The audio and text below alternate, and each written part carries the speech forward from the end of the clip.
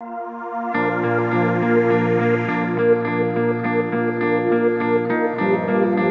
estamos a cerca de metade da nossa emissão, estamos a receber muitíssimas perguntas. Quero lembrar-vos que podem enviar as questões através do e-mail direto@esquerda.net, através do Facebook do esquerda.net e também do Twitter do Bloco. Ainda uma questão sobre as propostas do Bloco de Esquerda. É isso. Bárbara de Sousa, uma cidadã de Santarém, pergunta que apoios o Bloco defende para a internacionalização das empresas portuguesas. Eu creio, bom, o Bloco, quando definiu que o ajustamento podia ser feito por grandes cortes em rubricas de despesas inúteis, procurámos concentrar os ganhos em recuperação fiscal, portanto em tributação justa sobre os offshores, sobre a banca, sobre as operações em bolsa. Procurámos concentrar esses 3 ou 4 mil milhões de euros que podem ser obtidos dessa forma, quase 4 mil milhões, no apoio ao emprego, ou seja, no apoio à criação de investimento útil. O que significa também que os apoios que devem ser dados na economia têm que ser dados nos apoios sociais, na recuperação do abono de família, da ação social escolar, do rendimento social de inserção, do apoio aos desempregados. Vai haver 100 mil desempregados que vão perder o subsídio ao longo do próximo ano, portanto vai chegar a um nível como nunca se viu. Isso significa dinheiro que nós sabemos que estamos a utilizar para pessoas que precisam e também para o investimento na economia. Esse investimento deve ser para os projetos que ou produzam a exportação ou que produzam emprego. E por isso, o nosso ponto de vista é que programas de apoio à economia devem estar concentrados na capacidade de criar emprego na economia nacional, no desenvolvimento económico, portanto, na resposta às pessoas, ou que produzam exportação, porque em Portugal tem vindo a perder cotas de exportação, portanto, tem vindo a desaparecer do ponto de vista dos mercados internacionais, porque, enfim, a inovação é pequena, a criação de capacidades é pequena e é aí que temos de estar à volta. Questões agora relacionadas com rendimentos políticos. Recebemos algumas questões de vários cidadãos exatamente sobre esta temática. Nuno Ribeiro pergunta que justificação existe para o subsídio de reintegração para a vida civil dos deputados? Bom, é uma boa pergunta e tem-me mandado muitos mails também sobre isso. Eu tenho respondido sempre, agora respondo a muitos de uma vez. Já não há subsídio de reintegração de deputados. Há uns anos atrás o Bloco de Esquerda fez uma luta muito forte contra duas medidas que nos pareciam imorais.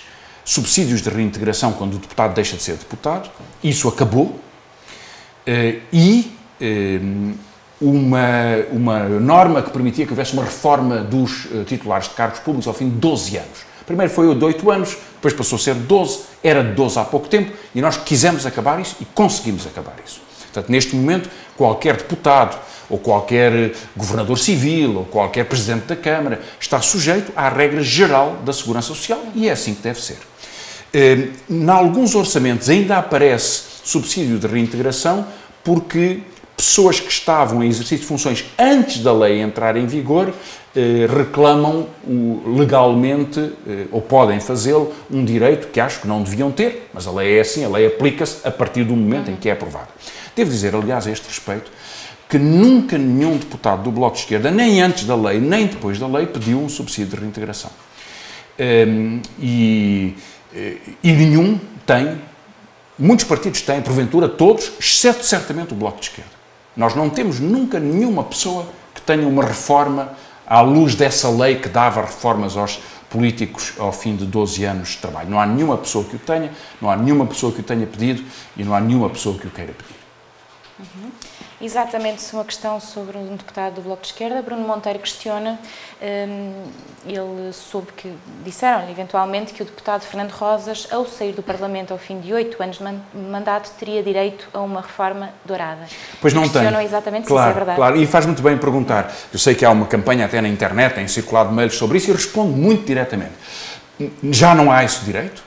Já ninguém o tem, ninguém o pode reclamar, e o Fernando Rosas, se o tivesse, não o pedia, não o quer. Não há nenhum deputado do Bloco de Esquerda que jamais tenha pedido nem o subsídio de reintegração, nem qualquer reforma especial, porque todos sempre aceitaram a regra, que é a regra do Bloco de Esquerda. Quem está no Parlamento era professor, era funcionário público, era operário, continua exatamente nas mesmas condições em que estava e responde perante os seus eleitores.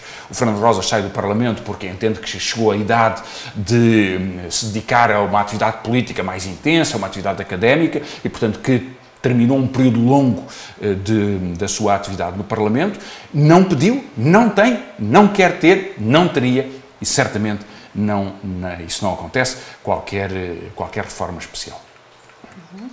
Uma questão ainda sobre o rendimento dos políticos. Manuel Garcia Rosado pretende saber de que forma se pode saber o rendimento dos governantes. Por exemplo, no caso do Presidente da República, quantas reformas acumula com o vencimento de chefe de Estado? Bom, o rendimento dos políticos é tabelado. O Presidente da República tem um determinado nível, que é o nível A na função pública, portanto o escalão maior na função pública, o Primeiro-Ministro vem depois os Ministros, enfim, por aí adiante. E, portanto, esses rendimentos são conhecidos. Mas o problema que ele coloca é um problema mais específico, é que a lei permitia até há pouco tempo uma acumulação entre um rendimento e reformas.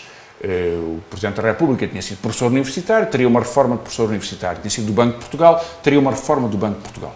A lei atualmente estabelece que há um limite, uma contenção nessa acumulação. Portanto, há um ordenado de quem exerce uma função e só pode ter uma pequena parcela das reformas, portanto, perdendo uma parte importante desses rendimentos. De qualquer modo, o Presidente da República está sujeito, como todas as pessoas, a que o rendimento, se é mais elevado, é mais tributado do ponto de vista de IRS, e é assim que deve ser, e é assim que se deve aplicar em relação a todos. Uma questão enviada através do Facebook, David Silva, pergunta: quando surgiu a Agência Portuguesa de Ambiente, a partir da fusão do Instituto do Ambiente e do Instituto dos Resíduos, perderam-se investimentos e capacidade de gestão, ele afirma. Acha que as fusões previstas em algumas direções gerais e institutos públicos irão pôr em causa a sobrevivência de determinadas áreas de gestão? Bem, são situações muito diferenciadas. Ele certamente conhecerá bem a política de ambiente e a política de gestão de resíduos a que se refere, e é perfeitamente natural que a particularidade, a competência técnica específica possa ser